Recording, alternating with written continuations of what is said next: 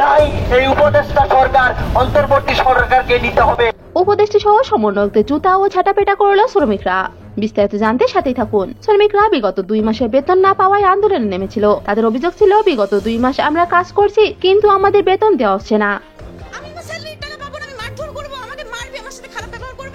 আন্দোলনরত শ্রমিকদের উপর প্রথমে লাঠিচার্জ করে পুলিশ, এরপর শ্রমিক ও পুলিশ 2 গ্রুপে সংঘর্ষ হলে এক শ্রমিকের প্রাণহানি ও বহু শ্রমিক ইনজুরিতে পড়েন। তবে শ্রমিকরা এর প্রতিবাদ জানালে উপদেষ্টা আসিফ মাহমুদ জানান, সংঘর্ষের দায়ভার প্রশাসন নেবে না।